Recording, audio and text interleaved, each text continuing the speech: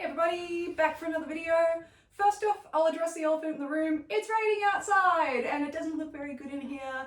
In fact, it doesn't really look that good where I have the space to train outside, but it looks worse in here. That's just the way it is. I remind myself, I'm a dog trainer. I am not a cinematographer or interior designer. But what we're going to do today is continue on our targeting series. We talked about nose targets in my last two videos, particularly we looked at hand targets and leash targets. Talked about the concept of how you can apply this sort of behavior to a lot of cool skills aside from just nose to palm.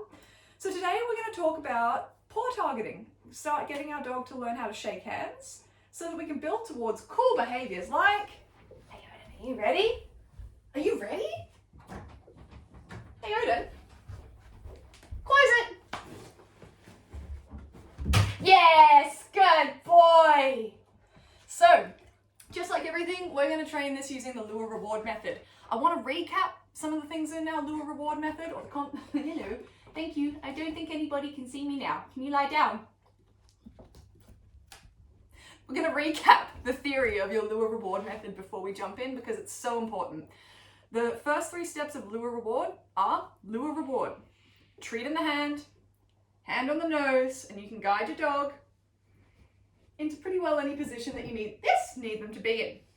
That's step one. Great way to get new skills fast, but it is the only time that we will encourage you to show your dog the food before they give you a behavior. It's very important to note that concept. So step two is add the cue.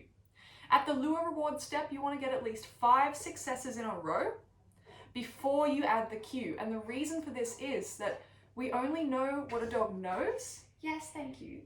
We only know what a dog knows by what a dog does. So we don't want to label something that does not look right. It doesn't need to look perfect, but you want to have a measure to say that your dog understands what you want them to do beyond just feeling like they should know. My measure is 5 successes in a row. So not 5 total, but 5 consecutive times getting it right, looking pretty close to how you want it.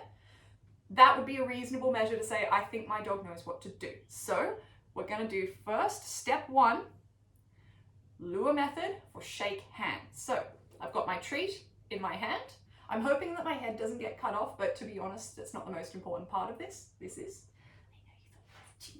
Ready, Odin? Okay.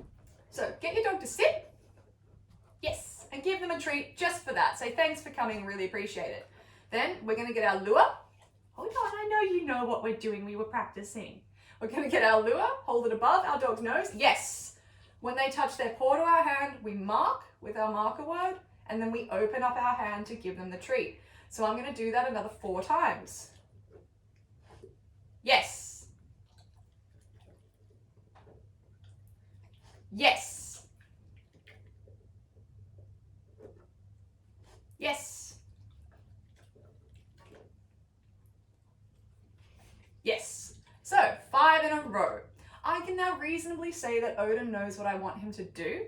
So I'm going to add the cue. Now, I'm just annoying and I don't say shake when I want Odin to shake. I call it fist bump because he knows how to touch. He knows how to give his chin. And I kind of feel like if I then give him a shake hands, that's going to be quite confusing for him. So I do a fist bump with him. I'm going to get treat in my hand. This is step 2, add the cue. We want everything to be a separate action as much as possible. Now, Odin's chosen to lie down. I don't mind that. If you want to get them into a sit, get them into a sit. I'm going to say, Odin, fist bump. Well, you're just too good. You can have a treat for that. Bless his little soul. I'm going to have to be a bit faster. So I want everything to be a separate action, but because Odin's too clever, I've got to move fast. Odin, fist bump. Yes, and reward. Fist bump. Yes, and reward. Fist bump, yes, and reward. So hit 5 in a row for that. I think that was only 3, but that'll do because he clearly knows what he's doing. And this is step 3, arguably the most important step. At this stage, your dog should have a minimum of 10 successes in a row under their belt. We can reasonably say they understand what we want them to do. We shouldn't need the food lure anymore. So let's test it. I'm going to do exactly the same thing that I did before, turning my lure, which is food in hand, into a hand signal, which is just an empty hand. So I'm going to say, Odin, fist bump, yes, When he does it, I then get the food after the fact. Again, this is arguably the most important step if it's important to you that your dog doesn't need to see the food before they behave.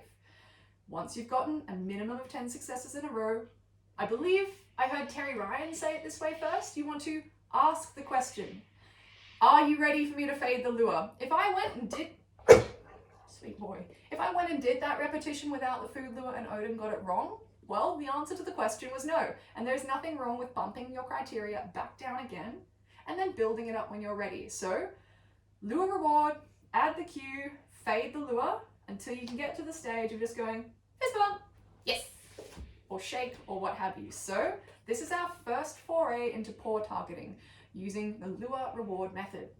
If you have trouble with this one, the next time we do a video, I'm going to be teaching you how to shape paws again, but just with a different method. We're going to be using shaping to do it, or targeting a piece of paper with their paw. So I hope that you've enjoyed this video, and I hope that you've enjoyed seeing my beautiful sweet potato Odin again. While we've got you guys here, we are very excited to say that we're back to doing in-person consultations on the northern beaches of Sydney. Yay, end of lockdown. That is obviously just for people who are fully vaccinated. All of our team are now fully vaccinated, so we're super excited about that. And we've also got our next round of in-person puppy school starting at Canine Kindergarten on Saturday the 30th of October. We have small numbers in our classes. There is a maximum of 4 puppies per group. So if you want to get involved, make sure you email howlingsuccessdogtraining@gmail.com really quickly to avoid disappointment. All right, Odin, what do you reckon? Should we go outside and play? Go outside in the wet, in the rain? All right, let's go outside.